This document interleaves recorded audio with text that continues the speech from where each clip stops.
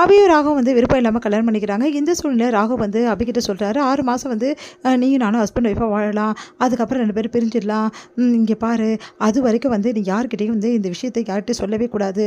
அதுக்கப்புறம் நம்ம 2 பேரும் வந்து ரொம்ப அந்யோன்யமாக இருக்கிற மாதிரி எல்லாம்னா நடிக்கணும், அப்போ தான் என் அக்காலாம் சந்தோஷமாக இருப்பாங்க அப்படின்னு சொல்கிறாரு. அதை கேட்டு என்ன பண்ணுறதுன்னு தெரியாமல் தவிக்கிறாங்க அபி. அடுத்து வந்து அபி பண்ணுற எல்லா விஷயத்தையுமே வந்து குறை கண்டுபிடிக்கிறாரு. அபி எது சொன்னாலும் வந்து குற்றம் அப்படின்னு சொல்கிறாரு. அதனால் வந்து அபி என்ன பண்ணுறதுன்னு தெரியாமல் டென்ஷன் ஆயிடுறாங்க. இந்த முரளியும் சுந்தரியும் என்ன பண்ணுறாங்க, அபிக்கு எதிராக வந்து நிறைய திட்டங்கள் வந்து போடுறாங்க. அதன்படி வந்து அபி வந்து அந்த வீட்டில் வாழவே கூடாது, அதுவும் வந்து ராகவ் கூட சேர்ந்து வாழக்கூடாது அப்படின்னு சொல்லிட்டு முரளி முடிவு எடுக்கிறாரு.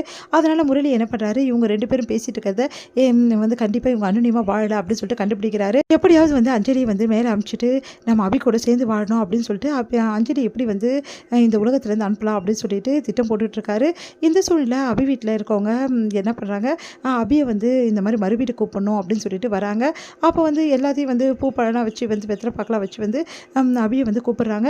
அப்போ வந்து என்ன பண்ணுறாங்க, சுந்தரி வந்து வேணுமே கலக்கம் மூட்டுறாங்க. இந்த மாதிரி வந்து முதல் பொண்ணையும் வந்து கூட்டின்னு போல, இந்த பொண்ணை கூப்பிட வந்துட்டாங்க அப்படின்னு சொல்லிட்டு பேசுகிறாங்க.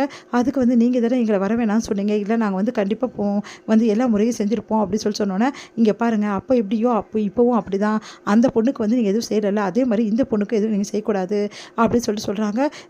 என்ன இது நியாயமே இல்லை, ஒரு பொண்ணுக்காவது நாங்கள் செய்யணும்னு ஆசைப்பட மாட்டோமான்னொன்னே, அதெல்லாம் ஆசைப்பட வேணும், தேவை கிடையாது, நீங்கள்லாம் ஒரு ஆள்னு வந்துட்டீங்க, எல்லா பொண்ணுங்களையும் சும்மாவே கல்யாணம் பண்ணி கொடுத்துட்டீங்கன்னு சொல்லிட்டு ரொம்ப மோசமாக அவங்கள பற்றி கேவலமாக பேசி அவங்கள திட்டி அவமானப்படுத்தி அனுப்பிச்சிடுறாங்க சுந்தரி. இதனால் வந்து இதை கேட்டு அபி வந்து செமையாக டென்ஷன் ஆகிடுறாங்க. நியாயம் கேட்கறதுக்காக அபி வந்து அவங்கக்கிட்ட போகிறாங்க. அப்போ ராகவ் வந்து இதை பற்றி எதுவும் பேச வேணாம் அப்படின்ற மாதிரி சொல்லிடுறாரு. அதனால் செமையாக டென்ஷன் ஆகிடுறாங்க. அபி வந்து பயங்கரமாக மனசு கஷ்டப்பட்டு அழறாங்க. இங்கே தான் நான் இருக்கணுமா, என் அம்மா அப்பா கூட கொஞ்ச நாள் இருக்கலாம்னு நினச்சேன், அதை கூட இவருக்கு எடுக்கிறாரு அப்படின்னு சொல்லிட்டு டென்ஷன் ஆகிடுறாங்க. அந்த டைமில் அபியோட மனசை பார்த்துட்டு மனசு கஷ்டப்படுறாங்க நம்ம வந்து அஞ்சலி உடனே வந்து ராகவ் கிட்டே பேசுகிறாங்க. இங்கே பாடுறா, அவள் மனசு கஷ்டப்பட்டு இருந்தால் நல்லா இருக்காது, அவளை திரும்பி அவங்க அம்மா வீட்டை விட்டுட்டு வாடா, அவள் சந்தோஷமாக இருந்தால் தானே இந்த வீடு சந்தோஷமாக இருக்கும், அக்காக்காக செய்கிறா ப்ளீஸ்டா அப்படின்னோடனே, சரி ஓகே, நான் அப்போ சுந்தரி சித்தி பிரச்சனை பண்ணுவாங்களா, அதை நான் பார்த்துக்கிறேன்டா, நீ இப்போ விட்டுட்டு வாடானோடனே, சரி நீ கிளம்பு, உன்னை விருதுக்காக கூட்டின்னு போக சொல்லியிருக்காங்க அப்படின்னோடனே உடனே சந்தோஷமாக கிளம்புறாங்க. அப்படி எப்பா நல்ல காலம், இந்த வீட்டிலேருந்து கொஞ்சம் தப்பிக்கலாம் அப்படின்னு சொல்லிட்டு கிளம்புறாங்க. அந்த டைமில் கரெக்டாக அபி வந்து கீழே இறங்கி வரும்போது தடுக்கி விழ பார்க்குறாங்க. ராகவ் வந்து அவங்கள தாங்கி பிடிக்கிறாரு. ஒரு நிமிஷம் ராகவ் தன்னையும் மறக்கிறாரு. அவங்க மேலே உண்மையான பாசம் வச்சதால் அவங்க மேலே வந்து ரொம்ப வந்து அப்படியே வந்து அஃபெக்ஷனாக போகுது. என்னாச்சு, ஒன்றும் ஆவலைன்னு பதறி போகிறாரு. ஒன்றும் ஆவலை அப்படின்னு சொல்கிறாங்க. என்ன இவர் இப்படி பதறாரு, ஆனால் என் மேலே கோவத்தை காட்டுறாரு அப்படின்னு சொல்லிட்டு அபி யோசிக்கிறாங்க. இது எல்லாத்தையும் பார்த்து முரளிக்கு செம கடுப்பாகுது. அடுத்து வந்து சரிக்கா நாங்கள் கிளம்புறோம் அப்படின்னு சொல்லிட்டு வீட்டில் விட்டுட்டு வரதுக்காக கிளம்புறாரு. அடுத்து வீட்டில் விடுறதுக்காக போகிறாரு. அப்போ கரெக்டாக வந்து நீங்கள் உள்ளே வாங்க அப்படின்றாங்க. நான் உள்ளே வரல, எனக்கு வேலை இருக்குது, எனக்கு இதுதான் வேலையா அப்படின்னு சொல்லிட்டு திட்டிட்டு போயிடுறாரு. அடுத்து வந்து அபி மட்டும் வீட்டுக்கு போகிறாங்க. அப்போ அவங்க அம்மா அப்பா பார்த்து ரொம்ப சந்தோஷப்படுறாங்க.